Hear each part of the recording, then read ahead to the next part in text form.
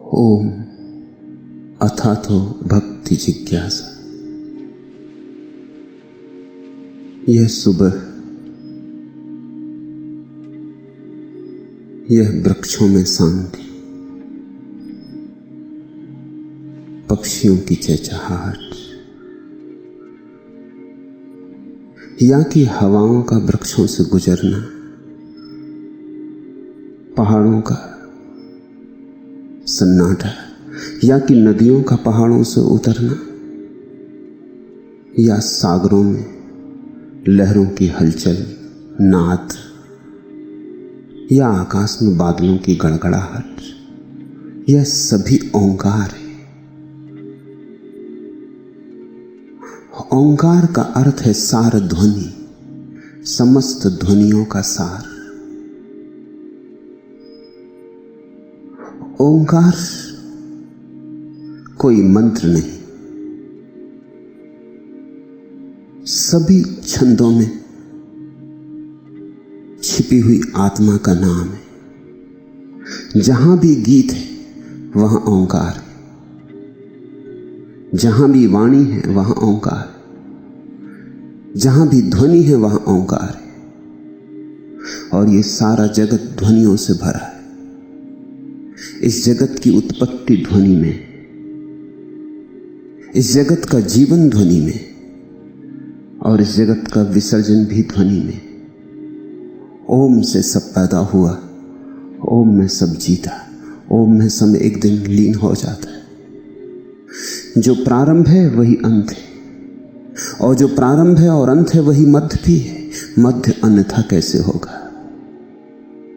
इंजील कहती है प्रारंभ में ईश्वर था, और ईश्वर शब्द के साथ था, और ईश्वर शब्द था, और फिर उसी शब्द से सब निष्पन्न हुआ। वह ओंकार की ही चर्चा है। मैं बोलूं तो ओंकार है, तुम सुनो तो ओंकार है, हम मौन बैठे तो ओंकार है। जहां लयबद्धता है वही ओंकार है।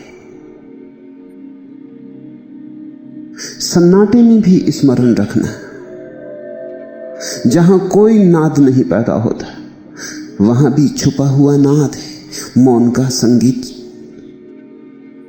शून्य का संगीत। जब तुम चुप हो तब भी तो एक गीत झरझर बहता है। जब वाणी निर्मित नहीं होती तब भी तो सूक्ष्म में छंद बंधता है। अप्रगट है, अव्यक्त है, पर है तो सही। तो शून्य में भी और शब्द में भी ओंकार निमज्जित है। ओंकार ऐसा है जैसे सागर, हम ऐसे हैं जैसे सागर की मछली।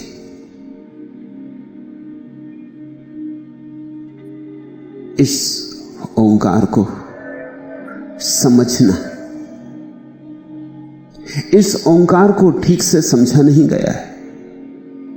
लोग तो समझे कि एक मंत्र है, दोहरा लिया। ये दोहराने की बात नहीं है।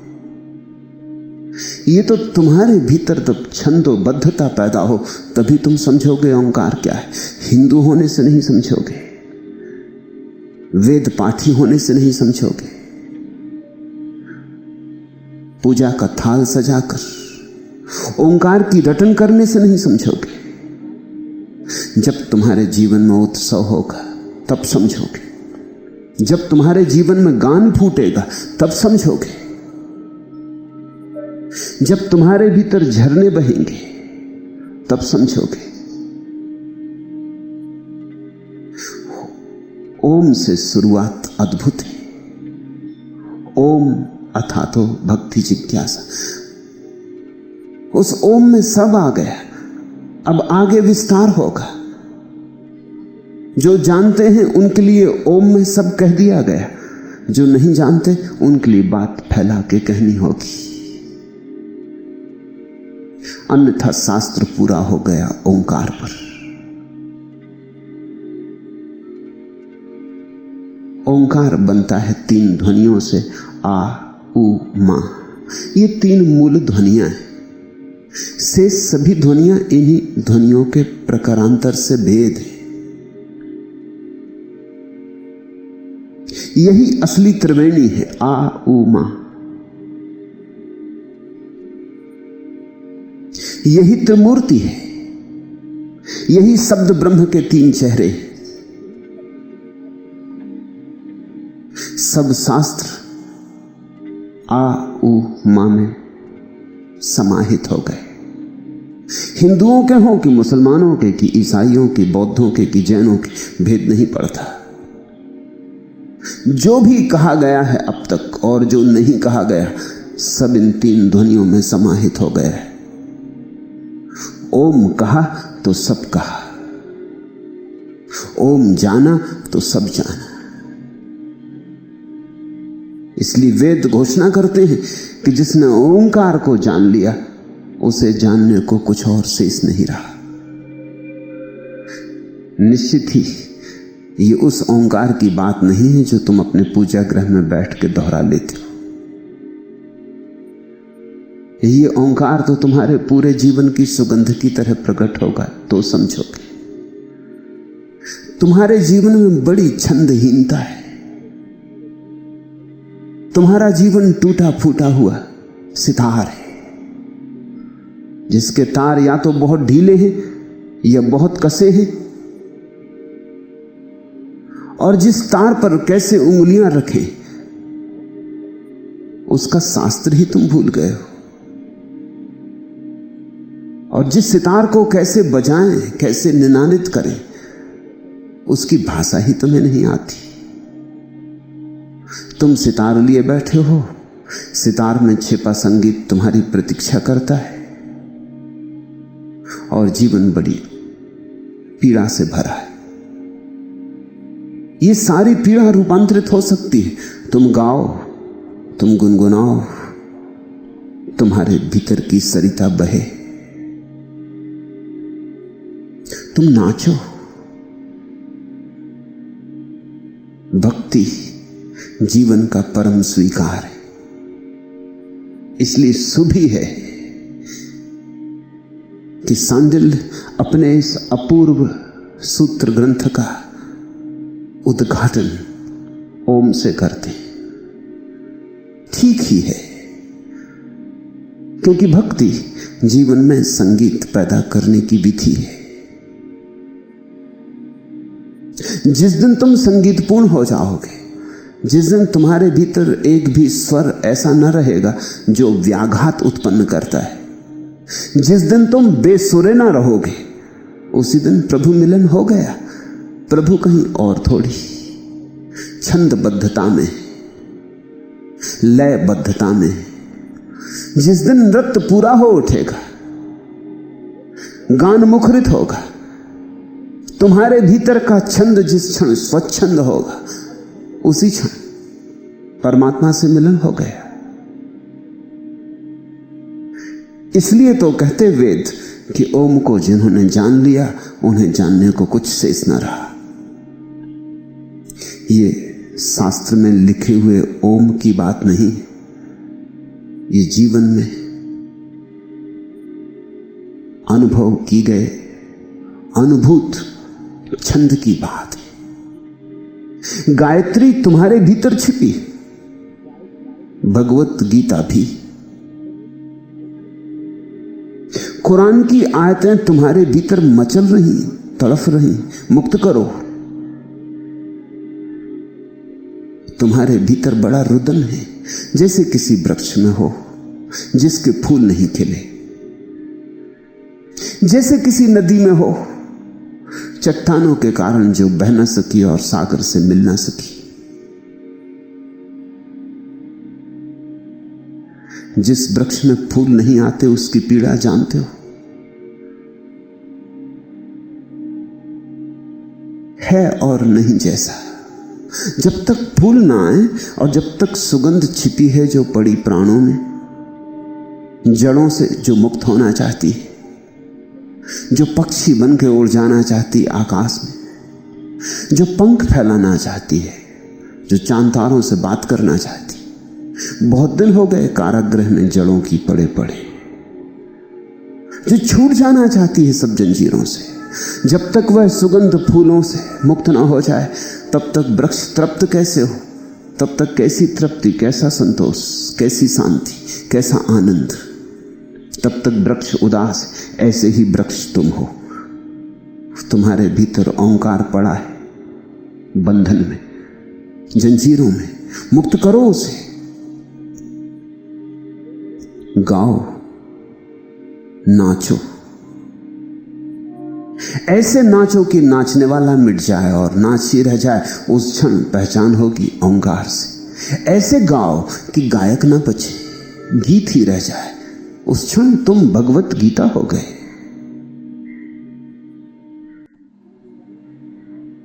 जिस क्षण गाने वाला भीतर ना हो और गान अपनी सहज स्फुरना से बहे, उस क्षण तुम कुरान हो गए। उस दिन तुम्हारे भीतर परम काव्य का जन्म हुआ। उस दिन जीवन साधारण ना रहा, असाधारण हुआ। उस दिन जीवन में दीप्ति आई, आभा उपजी। इसलिए ओम से प्रारंभ है। इस ओम में इशारा है कि तुम अभी ऐसे वृक्ष हो जिसके फूल नहीं खिले, और बिना फूल खिले कोई संतुष्टि नहीं, कोई परितोष नहीं। ओम अथा तो भक्ति जिज्ञासा। और ये तुम्हें ख्याल में आ जाए कि मेरे फूल अभी खिले नहीं, कि मेरे फल अभी लगे नहीं, कि मेरा वसंत आया नहीं, कि मैं जो गीत लेकर आया था मैंने अभी गाया नहीं, कि जो नाच मेरे पैरों में पड़ा है मैंने घूंघर भी नहीं बांधे, वो नाच अभी उन्मुक्त भी नहीं हुआ। ये तुम्हें समझ में आ जाए तो अथा तो भक्ति जिज्ञासा, फिर भक्ति की जिज्ञासा। उसके पहले भक्ति की कोई जिज्ञासा नहीं हो सकती। भक्ति की जिज्ञासा का अर्थ ही ये है कि मैं टूटा फूटा हूं, अभी मुझे जुड़ना है। मैं अधूरा अधूरा हूं, अभी मुझे पूरा होना है। कमियां हैं, सीमाएं हैं हजार मुझ पर, सब सीमाओं को तोड़कर बहना है। बूंद हूं अभी और सागर होना है। अथा तो भक्ति जिज्ञासा। तभी तो तुम जिज्ञासा में लगोगे। समझें भक्ति अर्थात क्या।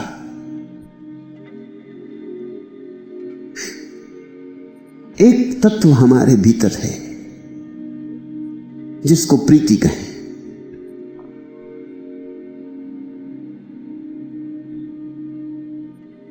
ये जो तत्व हमारे भीतर है, प्रीति, इसी के आधार पर हम जीते। चाहे हम गलत ही जिए तो भी हमारा आधार प्रीति ही होता है। कोई आदमी धन कमाने में लगा है, धन तो ऊपर की बात है, भीतर तो प्रीति से जी रहा है। धन से उसकी प्रीति है। कोई आदमी पद के पीछे पागल है। पद तो गौण है, प्रतिष्ठा की प्रीति है। जहां भी खोजोगे तो तुम प्रीति को ही पाओगे। कोई वैश्यालय चला गया है और किसी ने किसी की हत्या कर दी, पापी में और पुण्यात्मा में। तुम एक ही तत्व को एक साथ पाओगे, वह तत्व प्रीति है। फिर प्रीति किससे लग गई उससे भेद पड़ता है। धन से लग गई तो तुम धनी होकर रह जाते हो, ठीकरे हो जाते हो, कागज के सड़े गले नोट होकर मरते हो। जिससे प्रीति लगी वही हो जाओगे। यह बड़ा बुनियादी सत्य है, इसे हृदय में संभाल के रखना। प्रीति महंगा सौदा है, हर किसी से मत लगा लेना।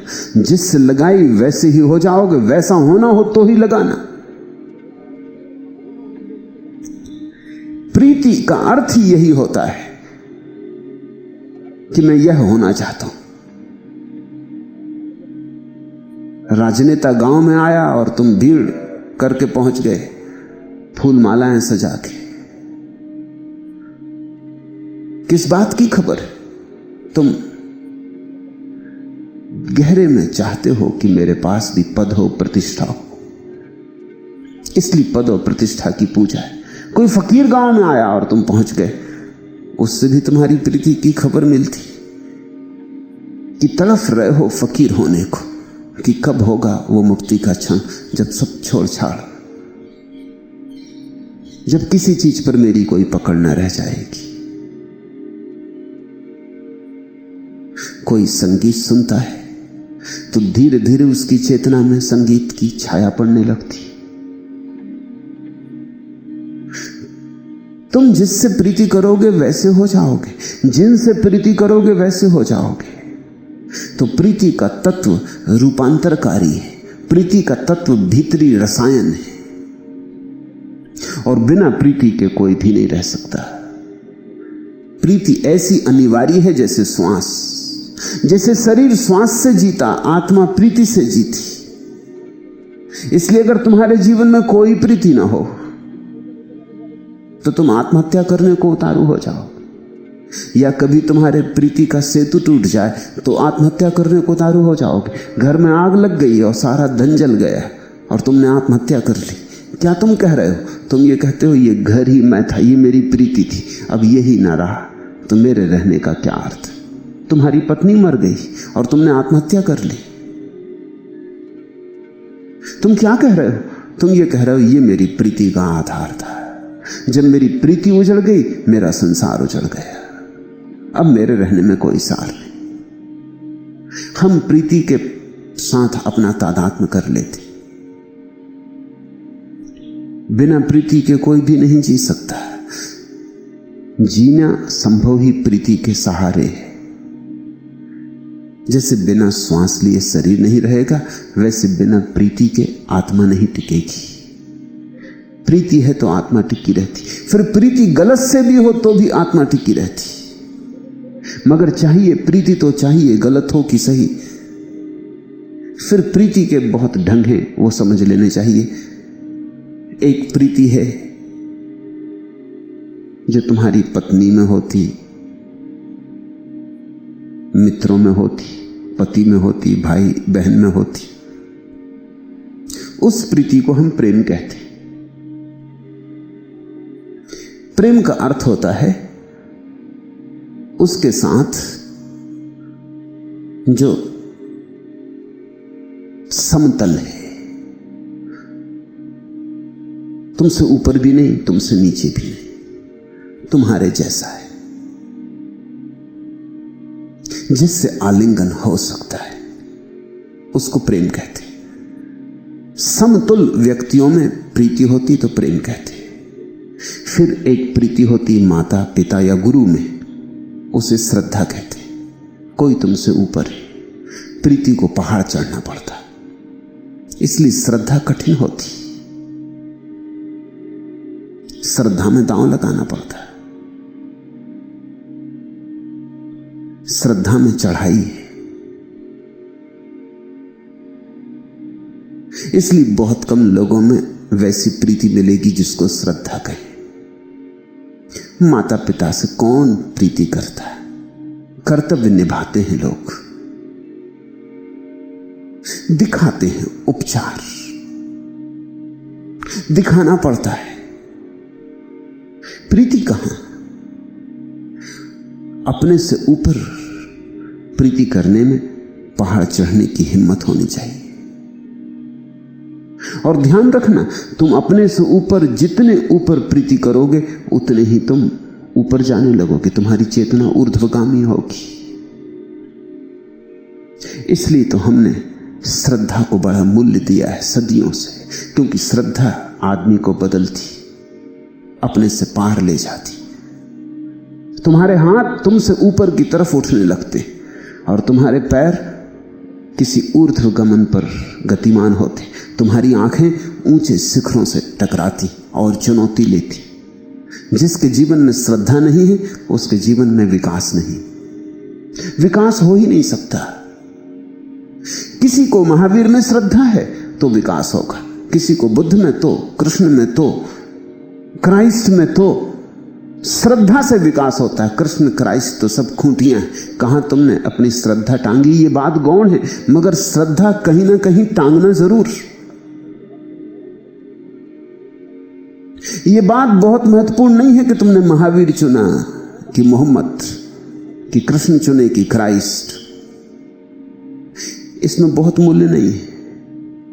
मूल्य इस बात में है कि तुमने श्रद्धा का कोई पात्र चुना, तुमने कोई चुना जो तुमसे पार है, तुमने कोई चुना जो आकाश में धवल शिखरों की भांति। उस चुनाव में ही यात्रा शुरू हो गई। तुम्हारी आंखें ऊपर उठने लगी, तुमने जमीन पर गड़े गड़े चलना बंद कर दिया, तुमने जमीन पर सरकना बंद कर दिया, तुम्हारे पंख फड़फड़ाने लगे। आज नहीं कल तुम उड़ोगे, क्योंकि जिससे श्रद्धा लग गई है उस तक जाना होगा। यात्रा कठिन होगी तो भी जाना होगा, लाख कठिनाइयां होंगी तो भी जाना होगा। प्रीति लग जाए तो कठिनाइयों का पता नहीं चलता। तो एक प्रीति है श्रद्धा, अपने से ऊपर, वो ऊर्ध्वगामी। एक प्रीति है प्रेम, अपने से समतुल, उससे तुम कहीं जाते आते नहीं, कोल्हू के बैल की तरह चक्कर काटते हो। पत्नी भी तुम जैसी, पति भी तुम जैसा, मित्र भी तुम जैसे, लोग अपने जैसे ही तो चुनते हैं। लोग अपने जैसों में ही तो आकर्षित होते। अपने से बड़े में आकर्षित होने में ही खतरा मालूम होता है। क्यों? क्योंकि पहले तो किसी को अपने से बड़ा मानना अहंकार के प्रतिकूल है। किसी को गुरु मानना अहंकार के प्रतिकूल है। अहंकारी किसी को गुरु नहीं मान सकता। वो हजार बहाने खोजता है सिद्ध करने के कि कोई गुरु है ही नहीं। अब कहां गुरु? सतयुग में होते थे, ये कलयुग है। अब कहां गुरु? ये पंचम काल है। अब कहां गुरु? सब कहानियां हैं, कपोल कल्पनाएं हैं।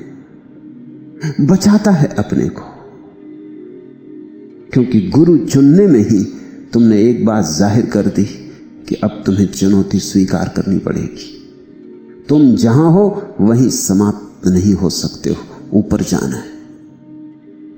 इसलिए लोग अपने ही समान व्यक्तियों को चुनते हैं। उनके साथ कहीं जाना नहीं, यहीं झगड़ना है। पति पत्नी यहीं लड़ते रहेंगे, कोल्हू के बैल की तरह रोज वही दोहराते रहेंगे जो कल भी किया था, परसों भी किया था, कल भी करेंगे, परसों भी करेंगे। पूरा जन्म निकल जाएगा और वही पुनरुक्ति, नहीं कोई गति होती, हो नहीं सकती। तीसरा प्रेम है, प्रीति है, जिसे हम स्नेह कहते हैं। वो अपने से छोटों के प्रति, पुत्र, कन्यादिक या शिष्य, जो अपने से छोटे के प्रति होती। अपने से छोटे के प्रति भी हम आसानी से राजी हो जाते। सच तो यह है, हम बड़े आह्लादित होते। इसलिए तुम आह्लादित होते जब तुम्हारे घर में बेटा पैदा होता। तुम्हारा आह्लाद क्या है? तुम्हारा आह्लाद यही है कि इसकी तुलना में तुम बड़े हो गए। तुमने कहानी सुनी ना, अकबर ने एक लकीर खींच दी राज दरबार में आकर और कहा इसे बिना छुए छोटी कर दो। कोई ना कर सका, लेकिन बीरबल ने एक बड़ी लकीर उसके नीचे खींच दी। उसे छुआ नहीं, छोटी हो गई। छोटी लकीर खींच देता तो बड़ी हो जाती, उसे छुए बिना। तुम अपने पुत्र में, पुत्रियों में इतना जो रस लेते हो, उसका कारण क्या है? चलो कोई तो है जो तुम्हारी तरफ देखता है और तुम्हें बड़ा मानता है, तुम्हारे अहंकार को तृप्ति मिलती। इसलिए शिष्य होना कठिन है, गुरु होना आसान मालूम पड़ता है। एक शिष्य गुरु के पास पहुंचा,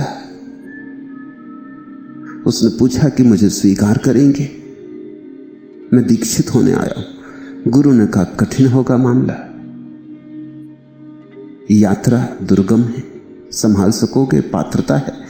पूछा उस युवा ने क्या करना होगा, ऐसी कौन सी कठिनाई? गुरु ने कहा जो मैं कहूंगा वही करना पड़ेगा। वर्षों तक तो जंगल से लकड़ी काटना, आश्रम के जानवरों को चराना, बुहारी लगाना, भोजन पकाना, इसमें ही लगना होगा। फिर जब पाऊंगा कि अब तुम्हारा समर्पण ठीक ठीक हुआ, तार ठीक ठीक बंधे, तब तुम्हारे ऊपर सत्य के प्रयोग शुरू होंगे, तब ध्यान और तप। उस युवक ने पूछा ये तो बड़ा झंझट की बात है, कितने वर्ष लगेंगे ये जंगल जाना, लकड़ी काटना, भोजन बनाना, सफाई करना, जानवर चराना? गुरु ने कहा कुछ कहा नहीं जा सकता, निर्भर करता है कि कब तुम तैयार होगे। जब तैयार हो जाओगे तभी वर्ष भी लग सकते हैं, कभी कभी जन्म भी लग जाते हैं। उस युवक ने कहा चलिए ये तो जाने दीजिए, ये मुझे जस्ता नहीं, गुरु होने में क्या करना पड़ता है? तो उस गुरु ने कहा गुरु होने में कुछ नहीं, जैसे मैं यहां बैठा हूं ऐसे बैठ जाओ और आज्ञा देते रहो। तो उसने कहा फिर ऐसा करिए, मुझे गुरु ही बना लीजिए, ये जस्ता है। गुरु कौन नहीं बन जाना चाहता? तुम भी कोई मौका नहीं खोते जब गुरु बनने का मौका मिले। किसी को अगर तुम पालो किसी हालत में कि सलाह की जरूरत है, तो तुम्हें चाहे सलाह देने योग्य पात्रता हो या ना हो, तुम जरूर देते हो, तुम चूकते नहीं मौका। कोई मिल भर जाए मुसीबत में, तुम उसकी गर्दन पकड़ लेते हो, तुम उसको सलाह पिलाने लगते हो। और ऐसी सलाहें जो तुमने जीवन में खुद भी कभी स्वीकार नहीं की, जिन पर तुम कभी नहीं चले, जिन पर तुम कभी चलोगे भी नहीं, लेकिन किसी और ने तुम्हारी गर्दन पकड़ के तुम्हें पिला दी थी। अब तुम किसी और के साथ बदला ले रहे हो। दुनिया में सलाहें इतनी दी जाती, मगर लेता कौन? कोई किसी की सलाह लेता? तुमने कभी किसी की ली? और ख्याल रखना, जिसने भी तुम्हारी असहाय अवस्था का मौका उठा के सलाह दी है, उससे तुम नाराज हो, अभी भी नाराज हो, तुम उसे क्षमा नहीं कर पाए हो, क्योंकि तुम असमय में थे और दूसरे ने फायदा उठा लिया। तुम्हारे घर में आग लग गई थी और कोई ज्ञानी तुमसे कहने लगा क्या रखा है, ये संसार तो सब जल ही रहा है, सब जल ही जाएगा, सब पड़ा रह जाएगा, सब ठाट पड़ा रह जाएगा, जब बांध चलेगा बंजारा। अरे यहां रखा क्या है? ये बातें तो तुम्हें भी मालूम है, लेकिन तुम्हारा घर जल रहा है और इन सज्जन को सलाह देने की सूझी। तुम्हारी पत्नी मर गई हो, कोई कह रहा है कि आत्मा तो अमर है। तुम्हारी तबीयत होती है कि इसको यहीं दुरुस्त कर दो, इस आदमी को। मेरी पत्नी मर गई है, इसे ज्ञान सूझ रहा है, और तुम भली भांति जानते हो कि इसकी पत्नी जब मरी थी तब ये भी रो रहा था, और कल जब इसका बेटा मरेगा तो फिर ये जार जार रोएगा।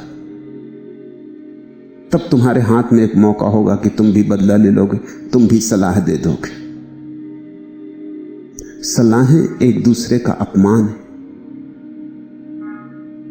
सलाह का मतलब यह होता है तुम सिद्ध कर रहे हो मैं जानता हूं तुम नहीं जानते, मैं ज्ञानी तुम अज्ञानी, तुम मौका पाके गुरु बन रहे हो। जांचना, अपने जीवन को जरा परखना।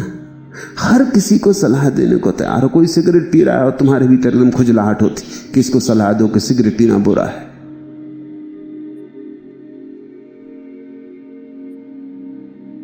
और तुम पान चबा रहे हो, मगर पान चबाना बात और।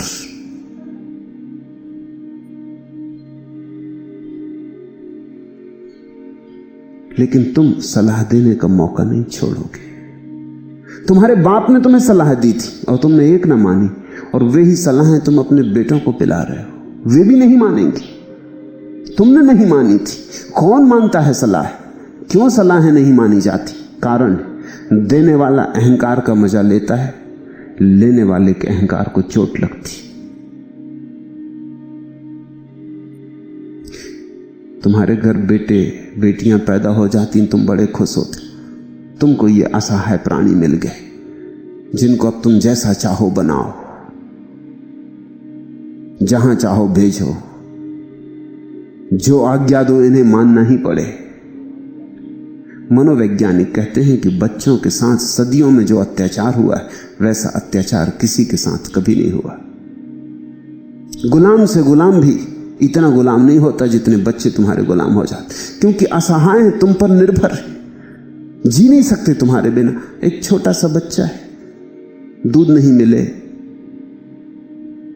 सेवा नहीं मिले, सुरक्षा नहीं मिले, मर ही जाएगा, जी ही नहीं सकता। उसका जीवन दांव पर लगा है। तुम इस मौके को नहीं चूकते, तुम इस मौके का पूरा फायदा उठा लेते, पूरे से ज्यादा फायदा उठा लेते।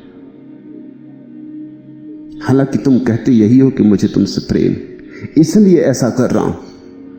लेकिन अगर बहुत छानबीन करोगे, थोड़े सजग होगे, तो पाओगे अहंकार का रस ले रहे हो। और तो कोई तुम्हारी सुनता नहीं, तुम्हारे बेटे को तो सुननी ही पड़ती। इसलिए कौन बेटा अपने बाप को माफ कर पाता है? कोई बेटा अपने बाप को माफ नहीं कर पाता। और अगर मौका मिलेगा बुढ़ापे में, जब तुम बूढ़े हो जाओगे और कमजोर हो जाओगे, असहाय हो जाओगे, बच्चे जैसे हो जाओगे, तब तुम्हारा बेटा तुमसे बदला लेगा। तब छोटी छोटी बातों में तुम दुत्कारे जाओगे, और तब तुम तड़फोगे और तुम कहोगे, मैंने ऐसा क्या पाप किया, मैंने तुझे बड़ा किया, मैंने अपना जीवन तेरे ऊपर लगाया, निछावर किया, और तू मुझसे बदला ले रहा है। ये कैसी अकृतज्ञता? नहीं, लेकिन तुम जांच करना, गौर करना। तुमने अपने अहंकार को खूब उछाला होगा। इस बेटे में पड़े घाव अब तक हरे। बच्चों के साथ हम बड़ा अमानवीय व्यवहार करते, और ये कहते हम चले जाते हैं कि हमारा बड़ा स्नेह। अपने से छोटे के प्रति जो प्रीति होती है, उसका नाम स्नेह। मेरे देखे अपने से छोटे के प्रति सच्ची प्रीति और ठीक प्रीति तभी होती है जब अपने से बड़े के प्रति श्रद्धा हो, अन्यथा नहीं होती, अन्यथा झूठी होती।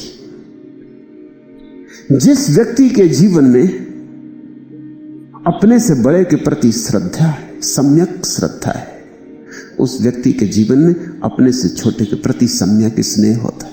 और उस व्यक्ति के जीवन में एक और क्रांति घटती, अपने से सम के प्रति सम्यक प्रेम होता है। उसके जीवन में प्रेम का छंद बंध जाता है। छोटे के प्रति सम्यक स्नेह होता है, धारा की तरह बहता उसका प्रेम, बेशर्त। वो कोई शर्त बंदी नहीं करता कि तुम ऐसा करोगे तो मैं तुम्हें प्रेम करूंगा, कि तुम ऐसे होगे तो मैं तुम्हें प्रेम करूंगा। वो ये भी नहीं कहता कि बड़े होकर तुम इस तरह के व्यक्ति बनना, कि मैं हिंदू हूं तो तुम भी हिंदू होना, कि मैं कम्युनिस्ट हूं तो तुम भी कम्युनिस्ट होना, कि मैं ईसाई हूं तो तुम भी ईसाई रहना, कि मैं चाहता हूं कि तुम डॉक्टर बनो, कि इंजीनियर बनो तो इंजीनियर ही बनना। नहीं, वो कोई आग्रह नहीं रखता। वो कहता है मैंने तुम्हें प्रेम दिया, मैं प्रेम देकर आनंदित हुआ, तुमने मुझे हल्का किया। जैसे बादल हल्के हो जाते हैं भूमि पर बरसकर, ऐसा तुम पर बरस के मैं हल्का हुआ। मैं अनुग्रहित हूं, तुम्हें जो होना हो तुम होना, मैं तुम्हें सहारा दूंगा, तुम जो होना चाहो उसमें, लेकिन तुम्हें कुछ खास बनाने की चेष्टा नहीं करूंगा। मैं कौन? तुम स्वतंत्र हो, तुम आत्मवान हो। मगर ये प्रेम, ये स्नेह उसी में हो सकता है जिसके जीवन में श्रद्धा हुई हो और जिसने किसी गुरु का सत्संग किया हो। गुरु वही है जो तुम्हें इतनी स्वतंत्रता दे कि तुम जो होना चाहो, तुम्हें साथ दे, सहारा दे, तुम्हें अपने सारी संपदा को खोल के रख दे कि चुन लो, और इतनी भी अपेक्षा न रखे कि तुम धन्यवाद देना। जब तुम किसी गुरु से मिल गए हो तभी तुम इस योग्य हो सकोगे कि अपने से छोटे के प्रति स्नेह कर सको, सम्यक स्नेह। अन्यथा तुम्हारा स्नेह भी फांसी का फंदा होगा। और जब तुम अपने से बड़े के प्रति श्रद्धा कर सको और अपने से छोटे के प्रति स्नेह कर सको, तो दोनों के मध्य में प्रेम की घटना घटती, अन्यथा नहीं घटती। तभी तुम अपनी पत्नी को प्रेम कर सकोगे, अपने पति को प्रेम कर सकोगे। उस प्रेम में बड़े फूल खिलेंगे, बड़ी सुगंध होगी, उस प्रेम में बड़े संगीत का जन्म होगा। ये प्रीति की 3 साधारण स्थितियां हैं। और जब ये तीनों सम्यक हो जाती हैं, जब इन तीनों के तार मिल जाते हैं, जब ये तीनों छंदोबद्ध हो जाती, तब चौथी अवस्था, परम अवस्था पैदा होती, उसका नाम भक्ति। अर्थात भक्ति जिज्ञासा। जिसने स्नेह किया हो, जिसने प्रेम किया हो, जिसने श्रद्धा की हो, और जिसके तीनों के तार मिल गए हो, और तीनों के माध्यम से जिसके भीतर एक अपूर्व आनंद की आभा जगी हो, वही व्यक्ति भक्ति करने में कुशल हो सकता है। भक्ति प्रीति की पराकाष्ठा है। भक्ति का अर्थ है सर्वात्मा से प्रीति। छोटे से कर ली, समान से कर ली, बड़े से कर ली, अब सर्वात्मा से, अब परमेश्वर से। परमेश्वर कोई व्यक्ति नहीं है, ख्याल रखना बार बार। अगर परमेश्वर व्यक्ति है तुम्हारी धारणा में, तो तुम जो करोगे वो श्रद्धा होगी। फिर श्रद्धा में और भक्ति में कोई फर्क ना रह जाएगा। फिर तो परमेश्वर भी एक व्यक्ति हो गया, जैसे गुरु है, और ऊपर सही, बहुत ऊपर सही, मगर श्रद्धा ही रहेगी। श्रद्धा और भक्ति में भेद है। परमात्मा यानी सर्व। जिस दिन तुम्हारी प्रीति सब दिशाओं में अकारण बहने लगे, अहेतुक, वृक्षों को, पहाड़ों को, पत्थरों को, चांतारों को, दृश्य को, अदृश्य को, ये समस्त को तुम्हारी प्रीति मिलने लगे, तुम इस सारे के प्रेम में पड़ जाओ। तुम्हारे प्रेम पर कोई सीमाएं न रह जाए। उस दिन भक्ति। ओम अथातो भक्ति जिज्ञासा। अब भक्ति की जिज्ञासा करें।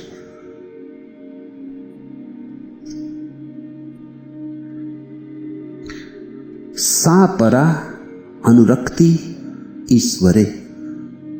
ईश्वर के प्रति संपूर्ण अनुराग का नाम भक्ति। ऐसा हिंदी में जगह जगह अनुवाद किया जाता है। मूल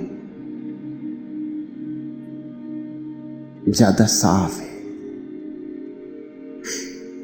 अनुवाद कहता है ईश्वर के प्रति संपूर्ण अनुराग का नाम भक्ति है। मूल कहता है सा परा अनुरक्ति। परा, वो जो 3 प्रीतियां थी उनका नाम है अपरा। श्रद्धा, प्रेम, स्नेह,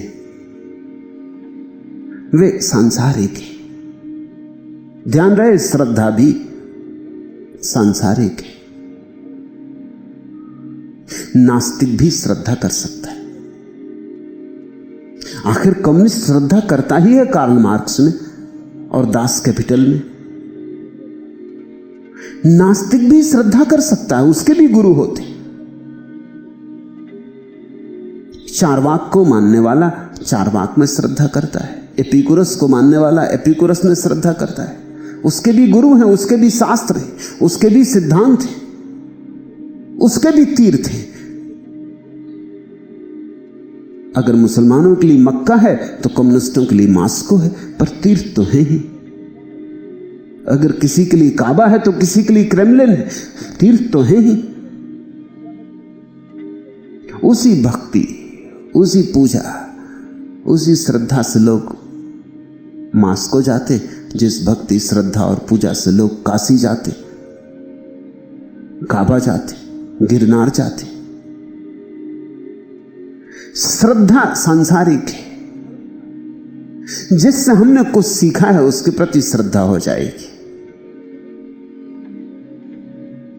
अगर तुमने किसी से चोरी सीखी है तो वो तुम्हारा गुरु हो गया और उससे श्रद्धा हो जाएगी।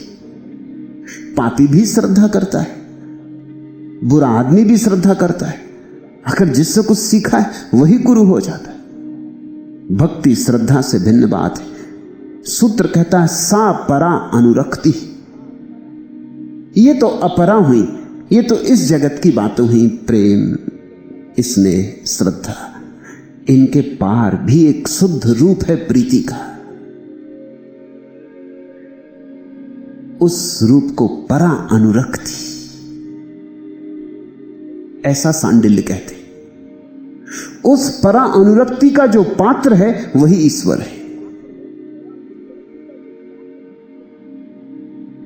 अब तुम ये मत समझना कि कोई ईश्वर है जिस पे तुम अपनी अनुरक्ति को डालोगे, जिस पे तुम अपनी अनुरक्ति को केंद्रित करोगे। नहीं, अगर तुमने कोई ईश्वर मान लिया और फिर उस पर अपनी अनुरक्ति को केंद्रित किया तो श्रद्धा हो गई। जिस दिन तुम्हारी अनुरक्ति सभी पात्रों से मुक्त हो जाएगी, न स्नेह रही, न प्रेम रही, न श्रद्धा रही, जिस दिन तुम्हारी प्रीति शुद्ध प्रीति हो गई, मात्र प्रीति हो गई, तुम्हारी चित्त की सहज दशा हो गई, उस दिन जिस तरफ तुम बहोगे वही ईश्वर है, सब तरफ ईश्वर है। सा परा अनुरक्ति ईश्वरे। परा अनुरक्ति संपूर्ण होती। बच्चे से प्रेम होता है, लेकिन इतना नहीं होता कि अगर मरने का वक्त आ जाए और चुनाव करना पड़े कि दो में से कोई एक ही जी सकता है, तुम या तुम्हारा बेटा, तो बहुत संभावना यह है कि तुम अपने को बचाओगे। तुम कहोगे बेटे तो और भी पैदा हो सकते। प्रेम था, लेकिन इतना नहीं था कि अपने को गंवा दो। पत्नी से प्रेम है, तुम कहते हो कि तेरे बिना मर जाऊंगा, मगर अगर आज ऐसा मौका आ जाए कि एक हत्यारा आ जाए और कहे कि दो में से कोई भी एक मरने को तैयार हो जाओ, तो तुम अपनी पत्नी को कहोगे क्या बैठी देख रही, तैयार हो, मैं तेरा स्वामी हूं। पति तो परमात्मा है, तू बैठी क्या देख रही। तब तुम मरने को राजी ना होगे। ये कहने की बातें। फिर संपूर्ण अनुरक्ति का क्या अर्थ होता है? संपूर्ण अनुरक्ति का अर्थ होता है अब तुम अपने को छोड़ने को राजी हो। अपरा अनुरक्ति में तुम रहते हो, तुम्हारे रहते सब ठीक, लेकिन अगर तुम्हें स्वयं को दांव लगाना पड़े तो फिर तुम हट जाते हो। परा भक्ति में, परा अनुरक्ति में तुम अपने को दांव पे लगा देते हो। तुम कहते हो मैं तो बूंद हूं जो सागर में खो जाना चाहती, मैं तो बीज हूं जो भूमि में खो जाना चाहता। तुम परमात्मा और अपने बीच परमात्मा को चुनते हो, सर्व को चुनते हो। तुम अपनी सारी सीमाएं छोड़ के छलांग लगा जाना चाहते हो।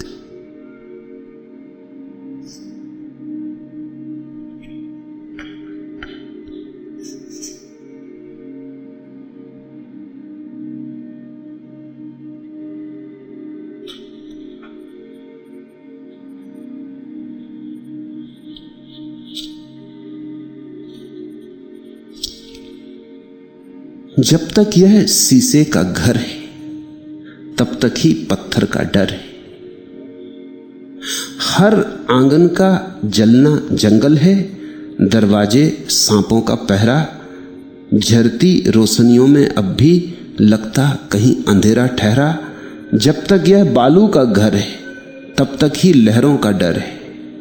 हर खूंटी पर टंगा हुआ है जख्म भरे मौसम का चेहरा। शोर सड़क पर थमा हुआ है, गलियों में सन्नाटा गहरा। जब तक यह काजल का घर है तब तक ही दर्पण का डर है। हर क्षण धरती टूट रही है, जर्रा जर्रा पिघल रहा है। चांद सूर्य को कोई अजगर धीरे धीरे निकल रहा है। जब तक यह बारूदी घर है तब तक चिंगारी का डर है। जब तक हमने शरीर के साथ अपने को एक समझा है तभी तक सब भय हैं, बीमारी के, बुढ़ापे के, मृत्यु के। जिसकी आंखें सब जगह छिपे हुए परमात्मा को खोजने लगी, जिसमें भक्ति की जिज्ञासा उठी, जिसने जानना चाहा है कि जीवन का परम सार क्या है, जीवन की परम बुनियाद क्या है, जो जानना चाहता है कि अब मैं तरंगों से नहीं, सागर से मिलना चाहता हूं।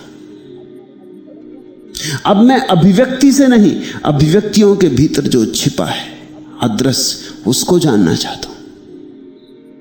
जिसने अपने भीतर देखा कि एक तो देह है जो दिखाई पड़ती और एक मैं हूं जो दिखाई नहीं पड़ता। तुम आज तक किसी को दिखाई नहीं पड़े हो, इस पर तुमने कभी विचार किया? न तुम्हारी पत्नी ने तुम्हें देखा, न तुम्हारे बेटे ने, न तुम्हारे मित्रों ने, न तुमने अपनी पत्नी को देखा है। जो देखा है वो देह है। तुम अनदेखे रह गए हो। तुम जरा कभी बैठ के सोचना, तुम्हें आज तक किसी ने भी नहीं देखा। तुम्हारी आंखों में भी कोई आंखें डाल दे तो भी तुम्हें नहीं देख सकता, फिर भी तुम हो। आंखों से अलग, कानों से अलग, हाथ पैरों से अलग तुम हो, इस देह से अलग तुम हो। तुम भली भांति जानते हो, वो तुम्हारा सहज अनुभव है कि मैं इससे पृथक हूं। तुम्हारा हाथ कट जाए तो भी तुम नहीं कट जाते। तुम आंखें बंद कर लो तो भी भीतर तुम देखते हो, बिना आंख के देखते हो। तुम भीतर हो, तुम चैतन्य हो, तुम अदृश्य हो। जैसे तुम्हारे भीतर ये छोटा सा अदृश्य छिपा है, ऐसा ही इस सारे जगत के भीतर भी अदृश्य छिपा है। दृश्य दिखाई पड़ रहा है, अदृश्य से पहचान नहीं हो रही। उस अदृश्य की प्रीति में पड़ जाने का नाम भक्ति। फिर भय क्या? दृश्य छिन जाएगा तो छिन जाए। अगर दृश्य की कीमत पर विराट अदृश्य मिलता हो, ये क्षुद्र देह जाती हो तो जाए, ये सस्ता सौदा है। अगर इस देह के जाने पर विराट से मिलन होता हो, प्रभु मिलन होता हो, तो कौन होगा पागल जो इस देह के लिए रुकेगा? मगर ये प्रतीति भीतर गहरी हो गई हो तब, नहीं तो भक्ति की जिज्ञासा का क्षण नहीं आया अभी।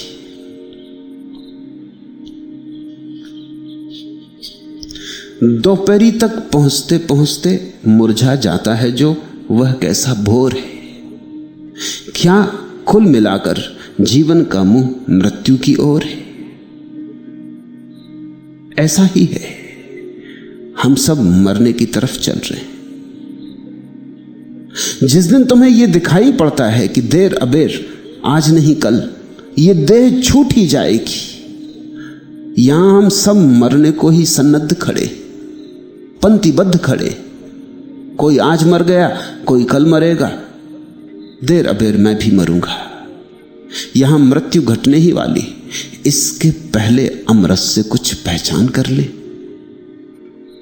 अथा तो भक्ति जिज्ञासा। इसके पहले कि देह छिन जाए, देह में जो बसा है उससे पहचान कर ले। इसके पहले कि पिंजरा टूट जाए, पिंजरे में जो पक्षी है उससे पहचान कर ले। तो फिर पिंजरा रहे कि टूटे कोई भेद नहीं पड़ता।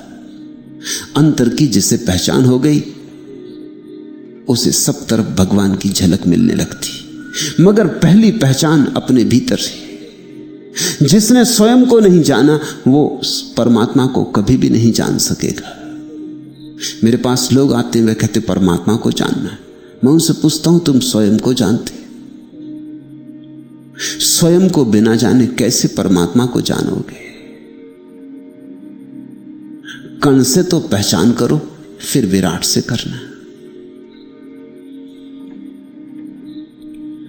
तत् संस्थस्य अमृतत्व उपदेशात्, ऐसा कहा है कि उनमें चित्त लग जाने से जीव अमृतत्व को प्राप्त हो जाता है।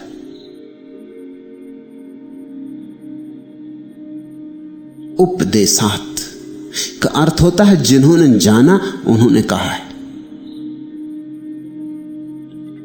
उपदेश शब्द का अर्थ इतना ही नहीं होता कि ऐसा कहा है। हर किसी की कही बात उपदेश नहीं होती।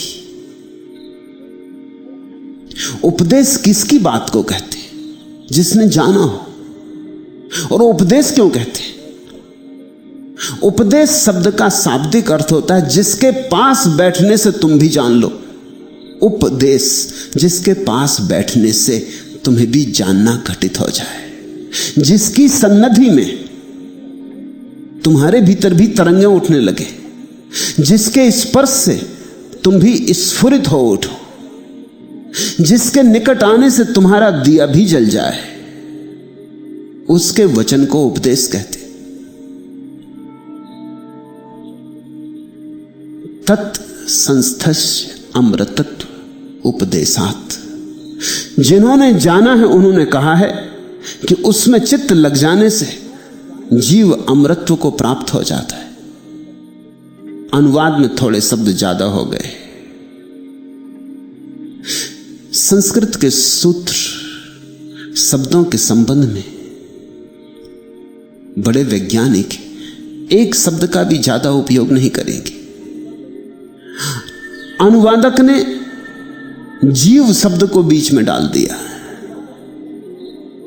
अनुवाद इतना ही होना चाहिए, जिन्होंने जाना उन्होंने कहा, जो उसे पा लेते हैं वे अमृत हो जाते हैं,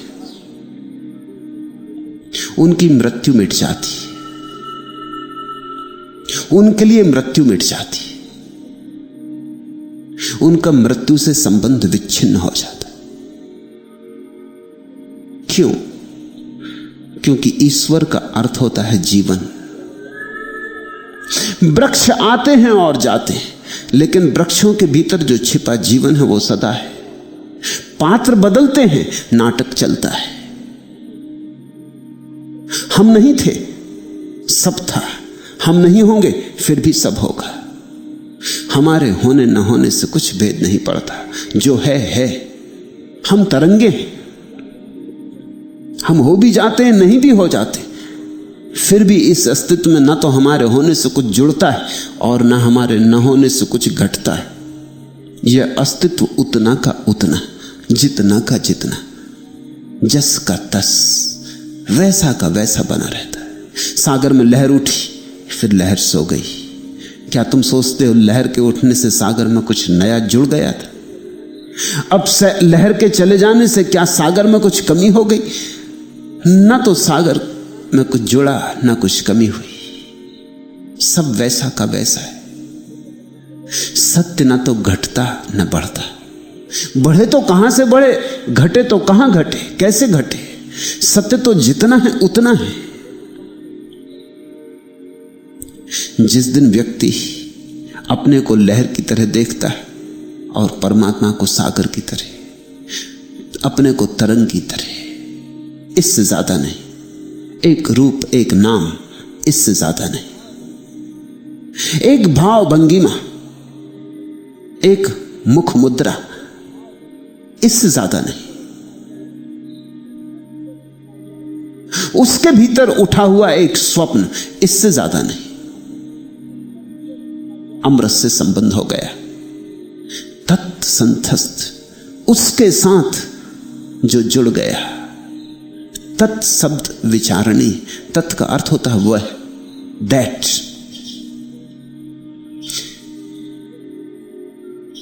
ईश्वर को हम कोई व्यक्तिवाची नाम नहीं देते, क्योंकि व्यक्तिवाची नाम देने से भ्रांतियां होती।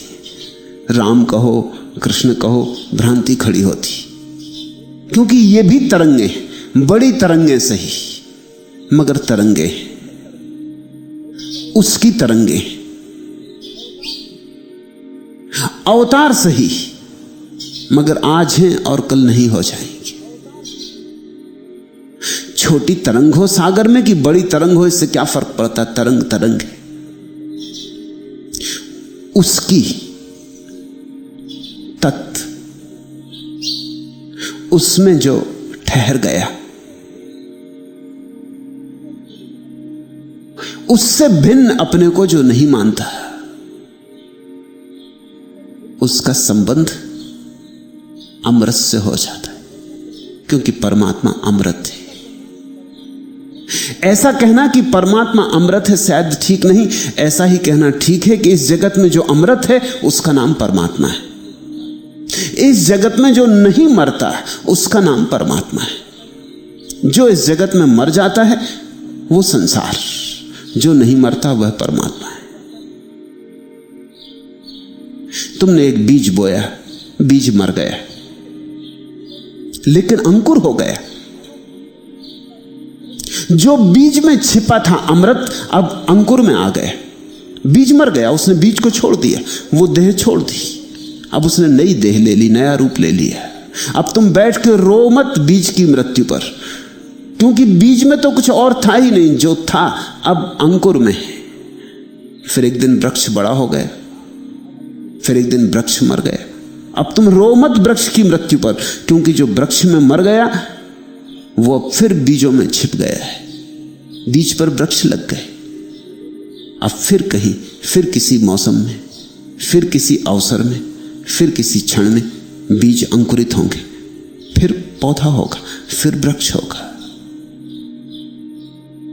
जीवन शाश्वत है, रूप बदलते हैं, ढंग बदलते हैं, मगर जीवन शाश्वत है।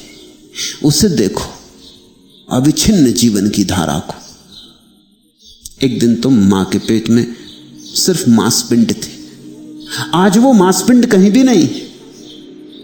आज तुम्हारे सामने उस मांसपिंड का कोई चित्र रख दे तो तुम पहचान ही ना सकोगे कि कभी मैं ये था, या कि तुम सोचते हो पहचान सकोगे। फिर एक दिन तुम छोटे बच्चे थे, फिर वह भी खो गया, फिर तुम जवान थे, वो भी खो गया, अब तुम बूढ़े हो, वह भी खो रहा है। मौत भी आएगी, ये देह भी खो जाएगी। फिर किसी और क्षण में, फिर किसी और मौसम में तुम कहीं फिर उमगोगे, फिर जन्मोगे। जो इस तरह से रूपों से गुजरता है उसकी याद करो, उसका स्मरण करो, उसका नाम तत्व, वह अमृत है, और उससे जो जुड़ गया वह भी अमृत हो गया। अब यहां यह भ्रांति मत कर लेना, जैसा कि हिंदी अनुवाद में हो सकती है। ऐसा कहा है कि उनमें चित्त लग जाने से जीव अमृतत्व को प्राप्त हो जाता, इससे भ्रांति पैदा हो सकती। तुमको ये लग सकता है तो चलो परमात्मा से जुड़ जाएं, इससे मृत्यु से बच जाएंगे, अमृत हो जाएंगे, तो मैं बचूंगा, तो रहूंगा वैकुंठ में कि स्वर्ग में कि मोक्ष में, मगर मैं बचूंगा, जीव बचेगा। अब ये जीव नाहक बीच में ले आया गया, इसकी कोई जरूरत न थी। ये तो ऐसा ही हुआ कि बीज सोचे कि मैं बचूंगा, चलो कोई हर्जा नहीं, पौधे में बचूंगा। बीज कहां बचेगा, बीज तो जाएगा, तुम तो जाओगे, तुम नहीं बचोगे। तुम जैसे हो ऐसे तो तुम जाओगे ही, जा ही रहे हो, प्रतिपल जा रहे हो। तुमने जैसा अपने को जाना है ये बचने वाली बात नहीं है, लेकिन तुम्हारे भीतर कोई ऐसा तत्व भी छिपा पड़ा है जैसा तुमने अपने को अभी तक जाना ही नहीं, वह बचेगा, उसका तुमसे कुछ संबंध नहीं। वह यानी वह तत्व, तुम्हारे भीतर भी तत्व बैठा है, साक्षी की तरह बैठा है। जब तुम भोजन कर रहे हो तब वह भोजन नहीं कर रहा है, देख रहा है कि तुम भोजन कर रहे हो। जब तुम स्नान कर रहे हो तब वह स्नान नहीं कर रहा, देख रहा है कि तुम स्नान कर रहे हो। जब तुम बीमार पड़ते हो तब वह बीमार नहीं होता, देखता है कि तुम बीमार हो गए हो। और जब तुम स्वस्थ होते हो तब वह स्वस्थ नहीं होता, देखता है कि तुम स्वस्थ हो गए हो। समझ लेना भेद। जिसने भोजन किया, जो भूखा था, जो बीमार पड़ा, जो स्वस्थ हुआ, इसको ही तुमने अब तक माना है कि मैं हूं, यह तो जाएगा। और तुम्हारे भीतर एक तत्व छिपा है, एक साक्षी खड़ा है, एक चैतन्य, जिससे तुमने अपना संबंध ही नहीं जोड़ा है अभी तक, जिससे तुम्हारी कोई पहचान ही नहीं। तुम्हारी अपने से पहचान ही कहां है। तुम्हारी हालत ऐसे ही है जैसे किसी ने अपने को अपने वस्त्रों के साथ एक कर लिया और सोचता है यही मैं हूं, ये कमीज, ये कोट, ये टोपी, ये अंगरखा, ये मैं हूं। ये तो जाएंगे, ये तुम हो ही नहीं। तुम तो बिल्कुल ना बचोगे, लेकिन फिर भी कुछ बचेगा, और वह कुछ तुम्हारे मैं से बिल्कुल मुक्त है। वहां मैं का भाव ही नहीं उठता है, वहां मैं की तरंग ही नहीं बनती। इसलिए बुद्ध ने तो कह दिया अनात्मा, कोई आत्मा नहीं, क्योंकि आत्मा अर्थात मैं, उस साक्षी में कहाँ आत्मा है? उस साक्षी में ये भाव ही नहीं बनता कि मैं।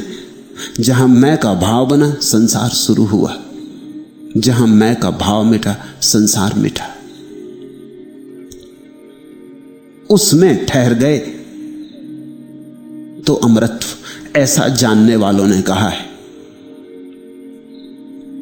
ज्ञानम इतिचा एन दुसत अपि ज्ञानस सम स्थिते।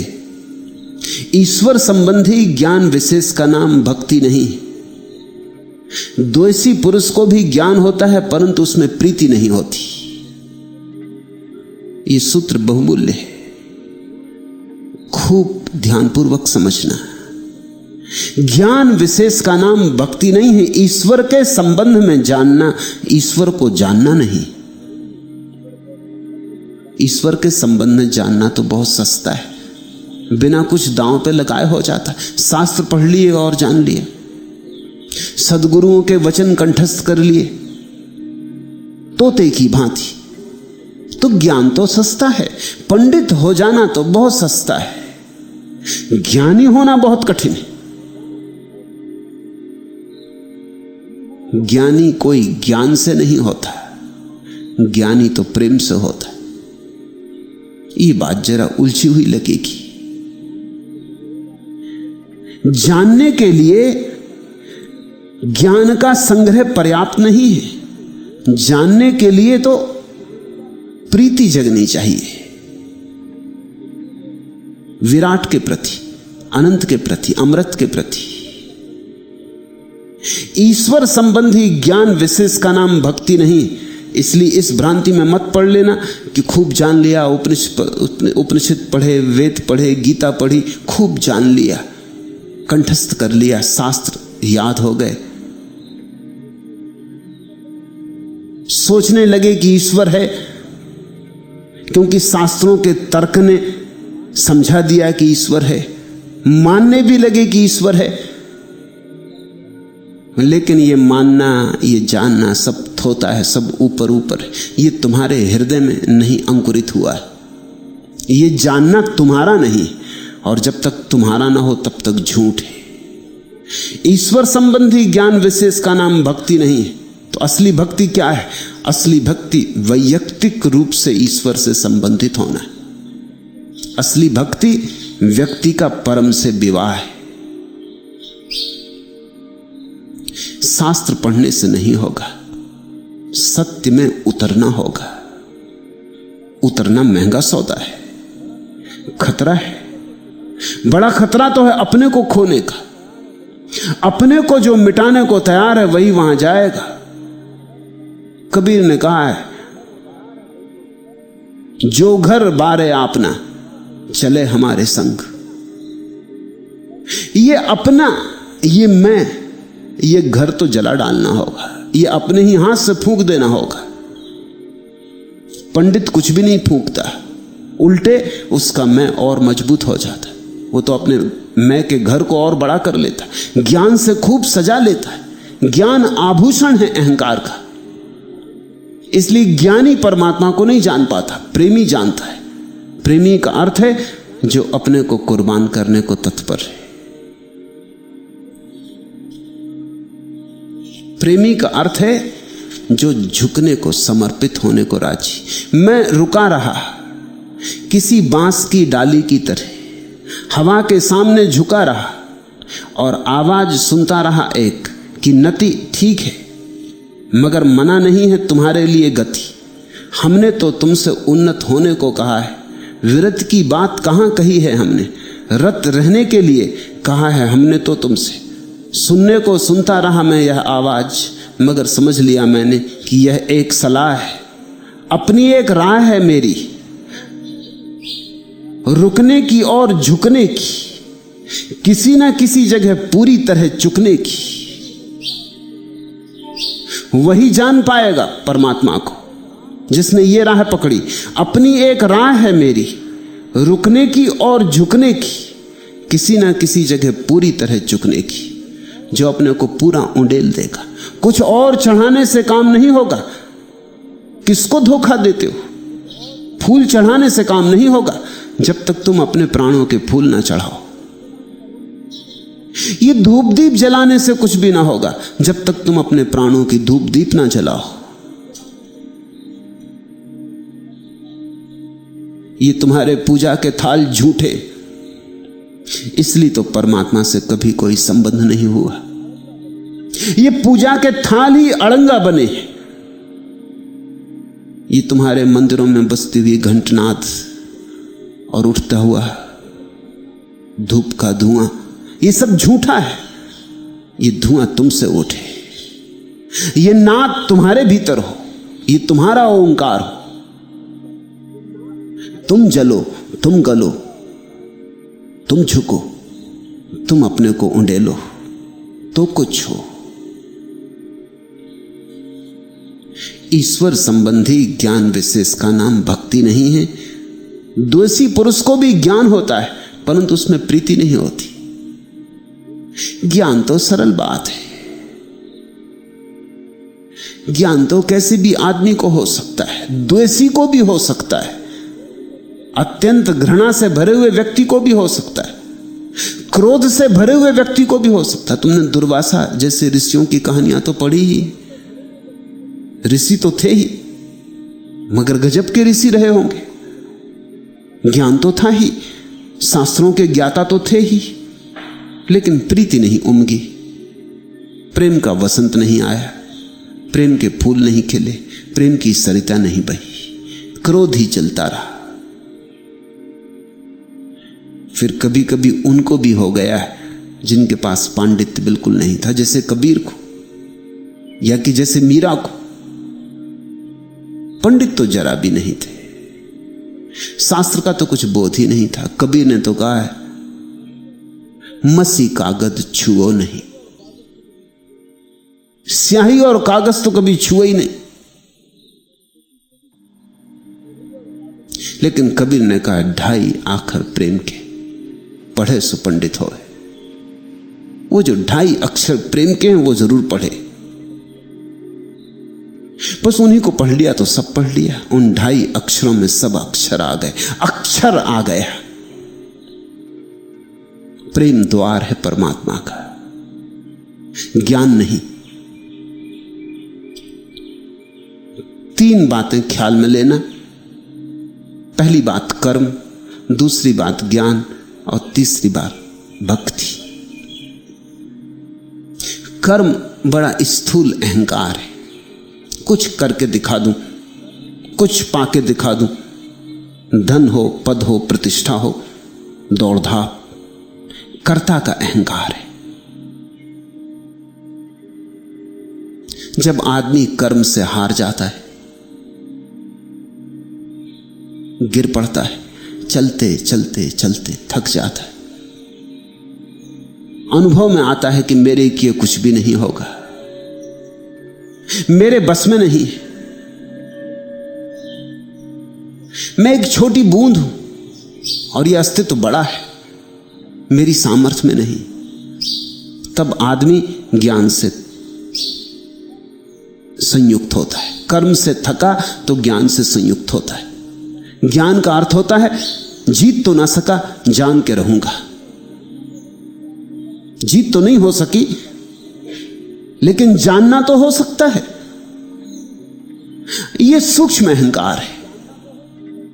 फिर एक दिन आदमी इससे भी थक जाता है कि जानना भी नहीं हो सकता। मैं इतना छोटा हूं और ये इतना विराट है, इसको जानूंगा कैसे? मैं इससे अलग कहां हूं? अलग थलग होता तो जान लेता, मैं तो इसी में जुड़ा हूं, इसी का हिस्सा हूं। अब कोई पत्ता किसी वृक्ष का वृक्ष को जानना चाहे, कैसे जानेगा? वो वृक्ष का ही हिस्सा है, वृक्ष उससे पूर्व है। वृक्ष चाहे तो पत्ते को जान ले, पत्ता वृक्ष को नहीं जान सकता। एक दिन कर्म थक जाता है तो ज्ञान पैदा होता है। कर्म यानी स्थूल अहंकार, ज्ञान यानी सूक्ष्म अहंकार। एक दिन ज्ञान भी थक जाता है, तब क्षण आता है, ओम अथातो भक्ति जिज्ञासा। तब आदमी कहता है, न मैं जीत सका, न मैं जान सका, प्रेम तो कर सकता हूं। यह हो सकता है, पत्ता वृक्ष को जीत नहीं सकता, ना वृक्ष को जान सकता है, लेकिन पत्ता वृक्ष के प्रेम में लीन हो सकता है। इसमें कोई अड़चन नहीं। कर्म स्थूल अहंकार, ज्ञान सूक्ष्म अहंकार, भक्ति निरअहंकार।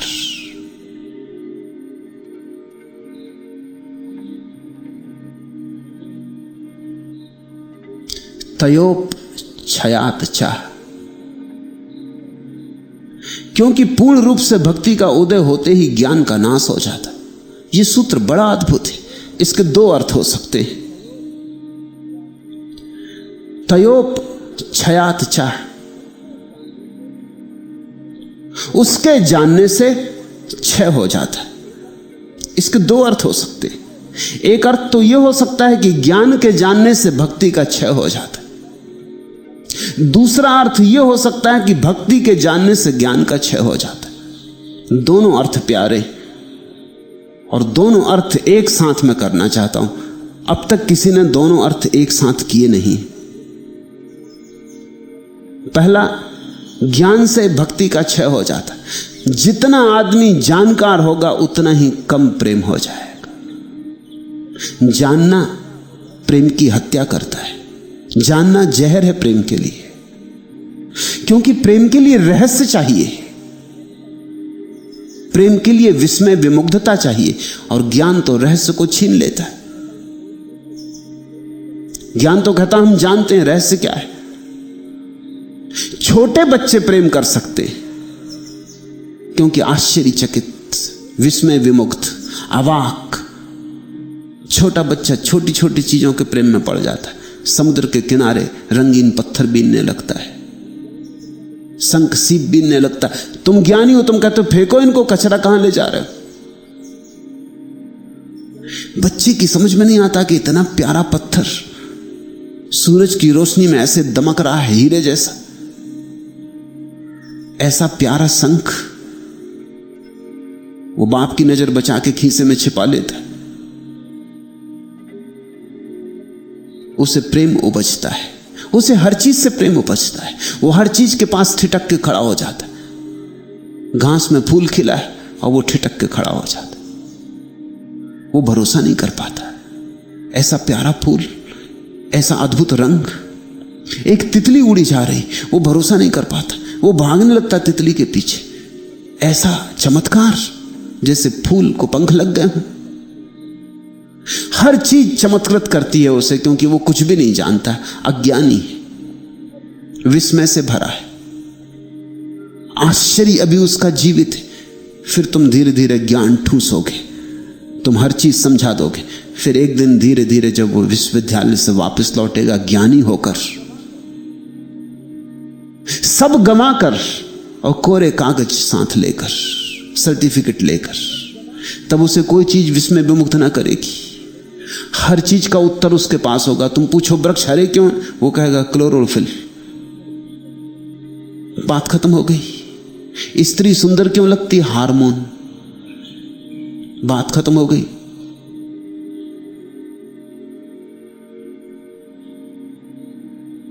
प्रेम क्या है, रसायन शास्त्र। वो समझा सकेगा सब, वो सब समझ के आ गए। वो हर चीज को जानता है। अब अनजाना कुछ छूटा नहीं। प्रीति कैसे उमगे, आश्चर्य ही मर गया। आश्चर्य की हवा में प्रीति उमकती है। इसलिए तुम जान के आश्चर्यचकित मत होना कि जैसे जैसे आदमी का ज्ञान बढ़ा है वैसे वैसे दुनिया में प्रेम कम हो गया। ये स्वाभाविक परिणाम, ये सांडिल्य के सूत्र में छिपा है। तयोप क्षयात चाह, देखते नहीं तुम, रोज देखते नहीं। दुनिया में जितनी शिक्षा बढ़ती जाती उतना प्रेम कम होता जाता है। शिक्षित आदमी और प्रेमी जरा मुश्किल जोड़ है। जितना शिक्षित उतना ही कम प्रेमी। थोड़ा अशिक्षित होना चाहिए प्रेम के लिए। ग्रामीण के पास प्रेम है, शहरी के पास विदा हो गया। असभ्य के पास प्रेम है, सभ्य के पास नहीं। जो जितना सुसंस्कृत हो गया है उसके पास औपचारिकता है, लेकिन औपचारिकता में कहीं कोई प्राण नहीं, कहीं कोई जीवन नहीं। वो जब तुमसे पूछता है कहिए कैसे, कुछ नहीं पूछ रहा है, वो ये कह रहा है कि चलो आगे बढ़ो। ये तो पूछना पड़ता है, हमें मतलब, तुम्हें मतलब, किसी को क्या लेना देना है। वर्षों बीत जाते हैं और पड़ोसी से पहचान नहीं होती। सुसंस्कृत आदमी का कोई पड़ोसी ही नहीं, पड़ोस तो प्रेम से बनता है। जीसस ने कहा कौन है पड़ोसी, क्योंकि जीसस बहुत जोर देते थे इस बात पर कि पड़ोसी से प्रेम करो, तो ही तुम परमात्मा से प्रेम कर पाओगे। अपने प्रेम को थोड़ा बढ़ाओ, फैलाओ सब तरफ, आस पड़ोस प्रेम को फैलाओ। कौन है पड़ोसी? एक दिन उनके शिष्य ने पूछा कि आप किसको पड़ोसी कहते? तो जीसस ने कहा एक आदमी निकलता था एक सुनसान रास्ते से, डाकुओं ने हमला किया, उसे लूट लिया, उसके छुरे मारे, उसको कई घावों से भर के पास के गड्ढे में फेंक दिया। फिर उसके गांव का ही पादरी वहां से गुजरा, रबाई। उसने देखा इस आदमी को, ये इसके गांव का ही आदमी था, इसके ही मंदिर में प्रार्थना करने आता था, ये मंदिर में ही प्रार्थना करने जा रहा था। इसने देखा घाव से भरे कराहते, उस आदमी ने कहा कि मुझे बचाओ, मैं मर रहा हूं, मुझे उठाओ। लेकिन उसने कहा कि अगर मैं तुम्हें उठाऊं तो मैं झंझट में पड़ूंगा, पुलिस पीछे पड़ेगी, क्या हुआ, कैसे हुआ, किसने मारा, तुम वहां क्या कर रहे थे, तुम्हारा कुछ हाथ तो नहीं है। फिर अभी मुझे मंदिर जाना है, मैं प्रार्थना करने जा रहा हूं। ये बेवक्त की झंझट कौन से सिर ले? मंदिर की जगह पुलिस थाने जाना पड़े, फिर इसको अस्पताल ले जाओ, फिर मरा जाए, फिर न मालूम कौन झंझट खड़ी हो। उसने तो पीठ फेर ली और चल पड़ा। फिर दूसरे गांव का एक आदमी पास से गुजर रहा था, जिसने इस आदमी को कभी देखा भी नहीं। वो पास आया, उसने इसे अपने गधे पर बिठाया, इसके घाव धोए, इसको पास की धर्मशाला में ले गया, वहां भोजन कराया, वहां इसे लिटाया, चिकित्सक को बुलाया। और ये इस आदमी को जानता भी नहीं था। तो जीसस ने पूछा अपने शिष्यों से, तुम किसको पड़ोसी कहते हो? वो पुरोहित पड़ोसी था जो पड़ोस में ही रहता था, या ये भी आदमी पड़ोसी है जिसने इसे कभी देखा नहीं था? शिष्यों का स्वभाव था ये अजनबी आदमी पड़ोसी। तो जीसस ने कहा जहां प्रेम है वहां पड़ोस है। जितना बड़ा प्रेम है उतना बड़ा पड़ोस है। अगर प्रेम बड़ा हो तो सारी पृथ्वी पड़ोस है, और प्रेम बड़ा हो तो सारा ब्रह्मांड पड़ोस है। प्रेम की सीमा पड़ोस की सीमा है। प्रेम यानी पड़ोस। जैसे जैसे शिक्षा बढ़ती है, ज्ञान बढ़ता है, प्रेम संकुचित होता जाता है। तयोप छयात चाह। इसलिए ज्ञान भक्ति में सहयोगी तो होता ही नहीं, बाधा होता है।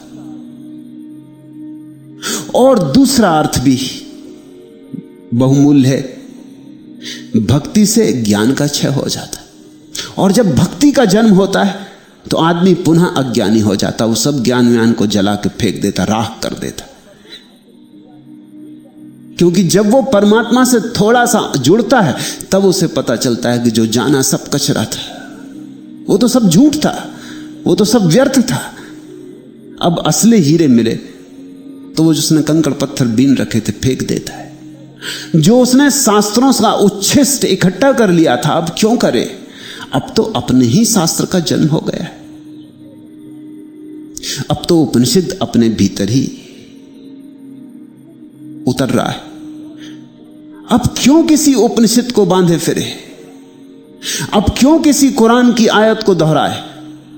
अपनी ही आयत गर्भ में आ गई, पक रही, अपने ही फल पकने लगे, अपने ही फूल खिलने लगे। तो जैसे ही भक्ति का जन्म होता है ज्ञान का क्षय हो जाता है। भक्ति और ज्ञान ऐसे है जैसे रोशनी और अंधेरा। रोशनी है तो अंधेरा नहीं, अंधेरा है तो रोशनी नहीं, दोनों साथ नहीं होते।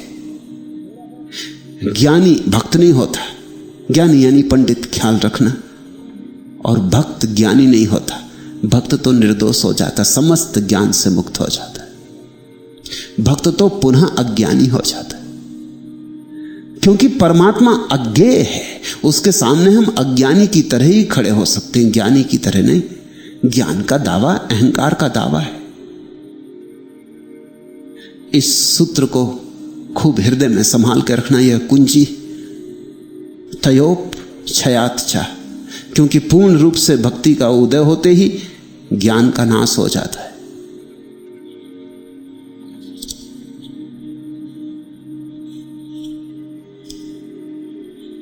तीर तीर थका शरीर लेकर चलता हूं, रुक जाता हूं शाम को। नाम का सहारा काट देता है रातें, और फिर पौ फटते ही उतर पड़ता हूं पानी में। वाणी में घोलकर विश्वास कि पहुंच रहा हूं ठाव पर। टेक पाऊंगा किसी किसी संध्या में अपना माथा, असरण शरण तुम्हारे पांव पर। नाम से रूप तक, रूप से नाम तक की यात्रा चल रही है। ऐसा नहीं लगता किसी दिन बंद होगी ये, लगता है रोज रोज अधिकाधिक छंद होगी ये। बड़ा जीवन पड़ा है शेष अभी, जो तुमने जाना वो तो कुछ भी नहीं है। बड़ा जीवन शेष पड़ा है अभी, जो तुमने जाना वो तो मृत्यु है। अमृत तो अपरिचित पड़ा है अभी।